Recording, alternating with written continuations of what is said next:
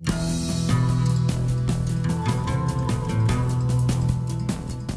datang di podcast Rumah Aman. Kembali lagi bersama saya Ananda Nararia.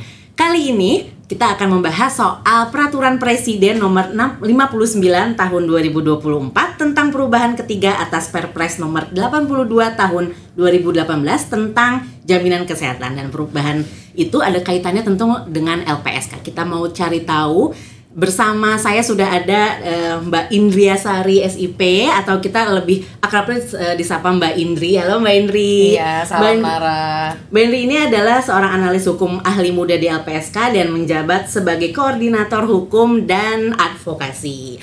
Oke, kita hari ini ngebahas mengenai yang tadi saya Perpres itu ya Mbak ya, yang sebenarnya ada perubahan.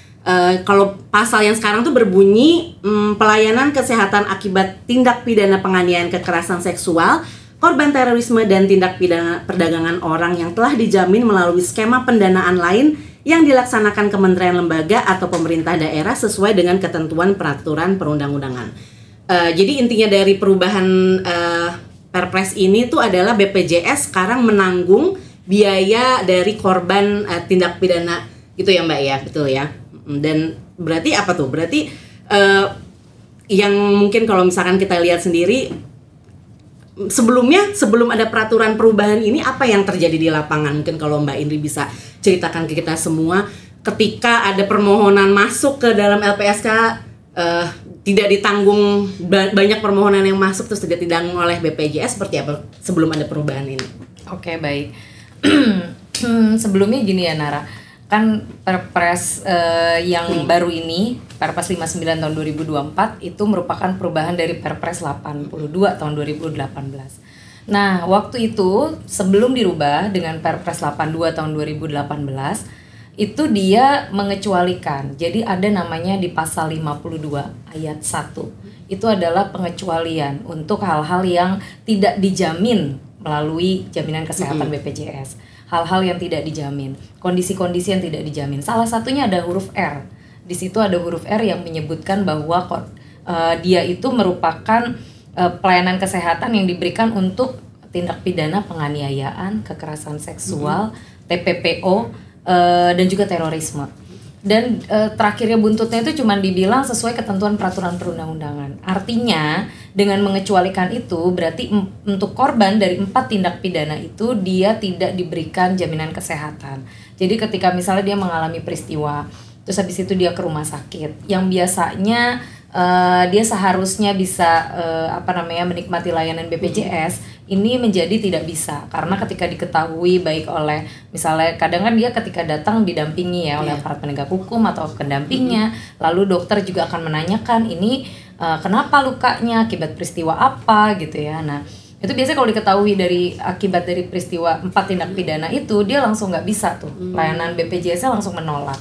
Nah hal itu menjadikan keempat korban tindak pidana ini dulu dengan Perpres 82 itu dari pihak BPJS pun ada beberapa di rumah sakit dan juga di kantor layanan BPJS sendiri itu menginformasikan kepada si korbannya ini merujuknya lagi ke LPSK. Artinya silahkan, karena memang dia melihatnya ke ketentuan yang ada di undang-undang kita dan juga peraturan pemerintah kita yang merupakan turunan dari Undang-Undang Perlindungan Saksi dan Korban, itu memang menyebutkan bahwa ada tindak pidana prioritas yang bisa diberikan perlindungan oleh LPSK. Nah akhirnya waktu itu kondisinya semua korban dari 4 tindak pidana ini berbondong-bondong memohon perlindungan ke LPSK. Dampaknya adalah permohonan perlindungan ke kita tuh jumlahnya naik saat itu. Tapi memang kita kan tidak bisa memberikan garansi ketika yang bersangkutan memohon itu otomatis bisa kita terima. Sedangkan kondisinya LPSK sendiri nggak bisa serta-merta karena memang ada di undang-undang dan juga peraturan pemerintah ada syarat perlindungan yang harus kita patuhi. Artinya ketika misalnya seorang pemohon memohon perlindungan ke LPSK ada syarat-syarat yang salah satunya adalah dia tindak pidana prioritasnya itu memang menjadi hal yang bisa diberikan pelayanan tidak oleh LPSK. Nah dari keempat tindak pidana aja ini untuk jenis satu tindak pidana yaitu penganiayaan itu tidak menjadi tindak pidana prioritas di LPSK karena menjadi prioritas di LPSK adalah penganiayaan berat. Nah Tapi kalau misalnya penganiayaan yang mengandung unsur ancaman, yang menjurus pada keselamatan jiwa dia yang bersangkutan, itu baru bisa kita terima. Dan persoalan yang kedua, kalaupun misalnya yang bersangkutan bisa diterima perlindungannya oleh LPSK, kebanyakan nih korban kan udah keluar duit lebih dulu nih ya untuk biaya rumah sakit. Nah itu kadang yang dia berharapnya sebenarnya lewat BPJS dia bisa melakukan reimburse gitu ya, dia bisa lewat jaminan kesehatan yang ke belakangnya itu bisa di cover oleh BPJS. Nah tapi dengan adanya pengecualian itu dan ketika diberikan perlindungan oleh LPSK, kita nggak bisa berhitung mundur, gitu ya. Yang ke belakangnya tuh kasihan banget, banyak banget korban yang dia sudah keluar uang lebih dulu tapi tidak bisa kita reimburse karena memang perlindungan mekanisme perlindungan yang ada di LPSK itu diberikan setelah dia menandatangani perjanjian perlindungan antara LPSK dan yang bersangkutan. Jadi kurang lebihnya kondisinya seperti itu. Tapi akhirnya ini juga atas dorongan LPSK ya untuk bisa muncul perubahan terhadap pasal 52 ayat 1 huruf R yang akhirnya berubah di Perpres 59 tahun 2024. Kurang lebih begitu. Oke. Saat tidak di cover oleh BPJS waktu yang tadi Mbak Indri ceritakan, ada beberapa pemerintah daerah yang mungkin memberikan kepedulian kepada warganya ya gitu ya, atas mungkin juga memberikan atas rekomendasi LPSK juga. Mungkin bisa diceritakan juga daerah-daerah mana aja pemerintah daerah yang memang sebelum akhirnya berubah ini kan gitu masih pada yang korban tindak pidana tidak bisa di cover oleh BPJS. Mungkin bisa daerah mana aja Mbak Iri bisa cerita. Oke. Kalau yang informasi yang aku dapat dan juga berdasarkan pengalamanku gitu ya dari diskusi-diskusi itu kita patut acungi jempol sebenarnya ke Provinsi DKI Jakarta. Oh iya. Dia memang bahkan bisa mengcover warga masyarakat yang memang berdomisili di sini. Kadang kan misalnya ada ya yang KTP-nya di mana. KTP-nya di mana. Iya. Tapi dia tinggalnya di sini. Selama yang bersangkutan ada di wilayah DKI Jakarta itu bisa di-cover. Artinya pemerintah daerah ikut turun tangan dengan persoalan ini. Karena kan LPSK juga di satu sisi dibatasi oleh undang-undang.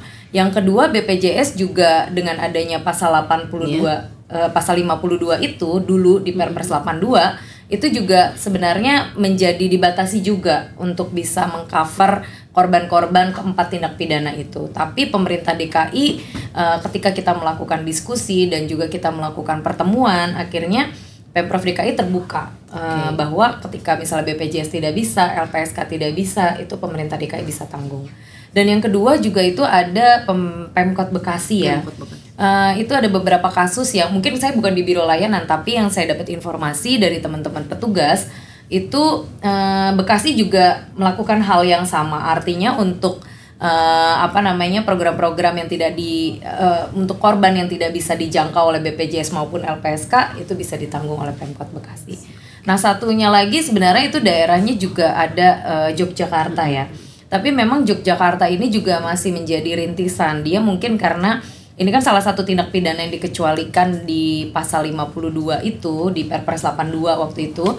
Itu salah satunya adalah tindak pidana penganiayaan gitu ya. Dimana di sini juga ada mengandung unsur terkait dengan komitmen dia untuk pelanggaran HAM berat gitu ya. Nah, ini menjadi pemerintah Provinsi Yogyakarta itu juga dia karena memang korban untuk PHB itu banyak gitu ya di sana, dia juga terbuka nih, artinya punya komitmen juga bahwa itu harusnya menjadi tanggung jawab juga untuk Yogyakarta mengcover korban-korban dari tindak pidana yang tidak bisa di-cover oleh BPJS. Wow, 3 daerah yang harus menjadi ini banget ya, inspirasi banget buat daerah-daerah lain ya. Betul. Oke, kalau untuk langsung kita kaitannya si perubahan yang tadi itu sebenarnya perubahan besar apa sih yang mungkin bisa dirasakan LPSK atau kaitannya perubahan pasal tentang jaminan kesehatan itu terhadap LPSK? Oke. Mungkin gini ya, kalau nanti teman-teman yang menonton bisa melihat langsung isi Perpres yang baru, Perpres 59 tahun 2024, itu ada salah satunya masih di pasal 52 ayat 1, khususnya huruf R. Itu sebenarnya keempat tindak pidana masih tetap disebutkan, masih dikecualikan. Tapi ada kalimat yang mengcover, yang menjadi terobosan gitu ya, hal yang baru. Ya ini disebut dari pelayanan kesehatan yang akibat dari tindak pidana penganiayaan tadi, kekerasan seksual, korban terorisme, tindak pidana perdagangan orang yang telah dijamin melalui skema pendanaan lain yang dilaksanakan kementerian, lembaga, atau pemerintah daerah sesuai dengan ketentuan peraturan perundang-undangan. Artinya, kalau bunyinya seperti ini, satu, ketika misalnya korban sudah dilindungi oleh LPSK dan sudah dipenuhi haknya oleh LPSK, itu dia otomatis berhenti layanan BPJS. Tidak bisa, ya. Karena tadi kan pasal ini kan pasal pengecualian gitu ya. Nah, tapi ketika misalnya yang bersangkutan ternyata tidak memenuhi persyaratan perlindungan kita dan akhirnya kita tolak dan tidak menjadi terlindung LPSK, dia tetap bisa di-cover oleh BPJS. Karena di sini kan kalimatnya yang telah dijamin. Artinya kalau yang nggak dijamin itu masih bisa lewat mekanisme layanan kesehatan lewat jaminan kesehatan BPJS. Nah, yang kedua juga pemerintah daerah, dia juga di sini mengedepankan peran pemerintah daerah. Artinya bukan hanya kementerian lembaga, artinya kan yang memberikan layanan ke korban bukan hanya LPSK gitu ya. Pemerintah daerah juga ada. Iya. Nah, ketika misalnya LPSK tidak mengcover tapi pemerintah daerah mengcover, itu layanan kesehatan dari BPJS otomatis juga tidak bisa diberikan, dikecualikan gitu ya. Nah, tapi kalau pemerintah daerah nggak mengcover, LPSK nggak mengcover, nah itu dia tetap kewajibannya betul. BPJS. Ya. Itu sih yang jadi terobosan. Berarti itu yang menjadi kaitannya dengan LPSK gitu ya. Betul. Oke. Jadi apa yang mungkin dilakukan LPSK atas perubahan Perpres ini nih? Jadi memang tentu nggak tinggal diem aja ya dengan wah udah disahin BPJS, tapi apa lagi yang mungkin gebrakan atau terobosan daripada LPSK sendiri? Oke. Yang pertama sebenarnya ini coba kita tempuh jauh sebelum Perpres yang baru ini keluar ya. Perpres 59 2024 keluar, itu sebenarnya LPSK mencoba mengupayakan, salah satunya adalah untuk korban tindak pidana kekerasan seksual yang memang dikecualikan dari sejak Perpres 82 waktu itu kita momentum sebenarnya. Waktu itu diiringi dengan LPSK ikut terlibat dalam pembahasan RUU TPKS, tindak pidana kekerasan seksual, yang akhirnya juga disambut dengan LPSK juga yang menjadi instansi pengusul untuk RPP Dana Bantuan Korban yang merupakan pelaksana dari Undang-Undang TPKS tersebut. Nah, melalui PP Dana Bantuan Korban ini sebenarnya terobosan LPSK ini begini.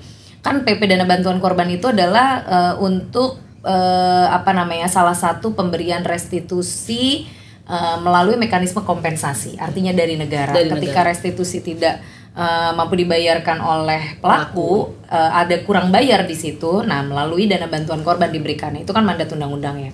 Nah, LPSK mencoba terobosannya ketika melakukan pembahasan RPP dana bantuan korban ini, kita melihat bahwa korban TPKS ini kan sebenarnya pemulihannya itu bukan hanya dalam bentuk restitusi, tapi pemulihannya itu banyak sekali yang disebutkan di dalam undang-undang TPKS. Salah satunya adalah pemulihan dalam rangka terkait dengan layanan bantuan medisnya, artinya kesehatannya, pemulihannya dari kondisi fisiknya gitu ya.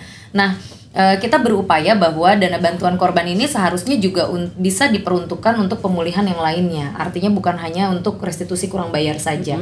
Nah, alhamdulillah ketika kita melakukan pembahasan itu juga didukung oleh kementerian lembaga, karena memang kita juga waktu itu melihat Perpres 59 2024 itu belum keluar dan masih belum ada kepastian ini bagaimana nih korban TPKS gitu ya, dikecualikan dari Perpres BPJS gitu ya.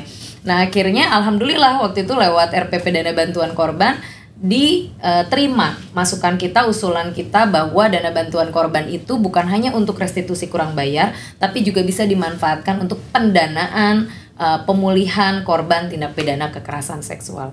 Itu salah satu upaya yang dilakukan oleh LPSK mengatasi pengecualikan untuk beberapa korban tindak pidana di dalam Perpres BPJS. Perubahan yang tadi pasal 52 huruf R itu kan emang sebenarnya kabar baik ya buat ini. Tapi untuk sosialisasinya seperti apa sih? Mungkin dari LPSK juga memberitahu seperti apa? Mungkin dari BPJS atau biar paling nggak masyarakat menjadi lebih paham lah paling untuk kalau misalkan lingkungan saya terjadi menjadi korban tindak pidana, apa yang harus dilakukan tuh sosialisasinya mungkin seperti apa? Okay. Sebenarnya kita belum ada melakukan pembicaraan lebih lanjut gitu ya dengan pihak BPJS. seharusnya ini kita melakukan sosialisasi itu di kedua belah pihak gitu. Tapi memang pada saat kita diskusi pertemuan-pertemuan, karena kan untuk munculnya Perpres 59 2024 ini kan mekanismenya ada mekanisme koordinasi dan komunikasi antara LPSK dan juga BPJS gitu ya, dan juga kementerian lembaga lainnya untuk mencari solusi jalan tengah sampai munculnya pasal 52 huruf R yang baru ini. Nah itu memang kita dengan sendirinya punya komitmen masing-masing akhirnya bahwa LPSK juga harus bisa mensosialisasikan tentang ketentuan yang baru ini itu kepada saksi korban maupun kepada pemohon yang mungkin masih berdampak dari Perpres 82 yang lama gitu ya. Nah dan juga BPJS sendiri saya yakin dia pasti akan melakukan sosialisasi juga ke jajarannya gitu ya, sampai dengan layanan-layanan yang ada di rumah sakit. Mungkin kalau dulunya masih melihat ke Perpres 82 ketika ada korban dari keempat tindak pidana itu terus langsung ditolak gitu ya. Nah ini kan berarti jaringan komunikasi di mereka juga baik sebenarnya, sampai dengan sampai dengan layanan yang terkecil gitu ya di daerah-daerah. Nah seharusnya itu juga bisa dilakukan dengan mensosialisasikan ketentuan yang baru di dalam pasal 59 di dalam Perpres 59 2024 ini. Iya. Oke, kalau untuk ketika sosialisasi memang lancar dilakukan gitu ya, tapi memang saya berpikir LPSK menjadi lebih ringan ya kerjanya setelah ada ini. Jadi oke lah akhirnya ada kalau misalkan atau lebih ringan, dan kalau ditolak ya udahlah bisa di BPJS-nya, ada BPJS. Itu benar seperti itu atau melihatnya seperti apa kalau dari LPSK sendiri melihatnya? Oke, kalau aku ngelihatnya gini ya, beberapa fenomena memang sebenarnya kalau BPJS itu jaminan kesehatan itu kan di dalam ketentuannya itu memang sebuah kewajiban bagi warga masyarakat Indonesia untuk menjadi peserta jaminan kesehatan, wajib bahkan sebenarnya. Nah tapi kan dari fenomena pemohon perlindungan yang masuk ke LPSK, nyatanya sebenarnya belum tentu juga semuanya itu menjadi anggota BPJS. Nah jadi akhirnya ketika misalnya kita tolak, itu juga yang bersangkutan pasti akan kita dorong untuk jadi anggota BPJS. Jadi sebenarnya secara tidak langsung ya kita menyuarakan bahwa pentingnya untuk kita menjadi anggota jaminan kesehatan dalam artian BPJS yang dimiliki oleh pemerintah ini. Artinya kalau misalnya dia suatu saat menjadi korban tindak pidana dari keempat tindak pidana itu, terus permohonan ke LPSK tapi ternyata tidak memenuhi syarat gitu ya, dia masih bisa menggunakan hak di BPJS-nya gitu. Nah akhirnya kita dorong memang fenomenanya yang ada ketika pemohon datang ya dia belum anggota BPJS. Terus kalaupun misalnya kita dorong untuk menjadi anggota BPJS dengan adanya Perpres yang baru ini, akhirnya itu kan bisa menjadi solusi juga gitu ya untuk pembiayaan jaminan kesehatan bagi dirinya. Gitu. Berarti untuk terakhir nih ya, closing statement dari Mbak Indri sendiri, mungkin ada pesan-pesan atau memang masyarakat yang tindak lanjut apa yang harus dilakukan ketika mungkin di lingkungannya menjadi korban tindak pidana atau dirinya gitu ya, yang harus dilakukan seperti apa memang yang terbaik nih ya untuk mendapatkan bantuan dari negara atau dari BPJS nih. Oke, baik. Mungkin kalau teman-teman yang menonton gitu ya, mungkin ada kalimat seperti ini, kita itu niscaya menjadi korban. Artinya sebenarnya kita itu, saya sendiri pun gitu ya, kita semua berpotensi untuk menjadi korban tindak pidana, karena kita tidak akan ada yang tahu ke depan kita akan menghadapi apa, kita akan mengalami apa kalau misalnya kita menjadi mengalami peristiwa dari tindak pidana atau menjadi korban tindak pidana, atau kita melihat atau misalnya di sekitar kita gitu ya menjadi korban tindak pidana. Sebenarnya sekarang negara itu hadir di berbagai lini. Artinya jaminan kesehatan ini adalah menjadi salah satu lini dari segi bantuan medis yang diberikan oleh negara. Artinya melalui LPSK dia juga bisa permohonan perlindungan ke LPSK, tapi LPSK juga dibatasi oleh undang-undang, tapi artinya ada jalan lain. Pemerintah daerah juga disebutkan di dalam Perpres tersebut, artinya punya komitmen dan tanggung jawab juga gitu ya terhadap warga masyarakatnya. Jadi jangan segan-segan ketika menjadi korban itu melaporkan peristiwanya. Kalau misalnya membutuhkan perlindungan juga bisa ke LPSK. Kalau misalnya ternyata terbatas oleh ketentuan peraturan perundang-undangan, itu pemerintah daerah juga punya tanggung jawabnya. Dan lagi yang berikutnya juga ada BPJS gitu ya, artinya sebagai pemberi layanan jaminan kesehatan untuk masyarakat Indonesia. Jadi di satu sisi penting untuk menjadi anggota jaminan kesehatan, dan yang kedua adalah kita harus aware gitu ya tentang ketentuan-ketentuan yang baru. Melalui podcast ini mudah-mudahan bisa menjadi informasi yang bisa diteruskan ke halayak masyarakat. Negara hadir di setiap lini tadi ya. Betul. Jadi kita ya menjadi korban itu kita bisa lapor dan mendapatkan bantuan selanjutnya gitu ya, untuk pemulihan, untuk pengobatan juga. Oke, terima kasih. Mudah-mudahan apa yang disampaikan Mbak ini jelas bahwa kita, karena banyak banget netizen-netizen LPSK yang nanya nih, kenapa sih kok nggak di cover nih BPJS sumbung ke LPSK nih, sementara kan kita hanya 10 tindak pidana prioritas yang harus kita tangani gitu ya. Jadi yang mungkin yang lainnya bisa oleh BPJS seperti itu. Mudah-mudahan. Terima kasih Mbak Indri. Mudah-mudahan sehat selalu. Kita ngobrol-ngobrol lagi mungkin di tema berikutnya ya. Siap. Terima kasih semuanya. Assalamualaikum warahmatullahi wabarakatuh. Waalaikumsalam.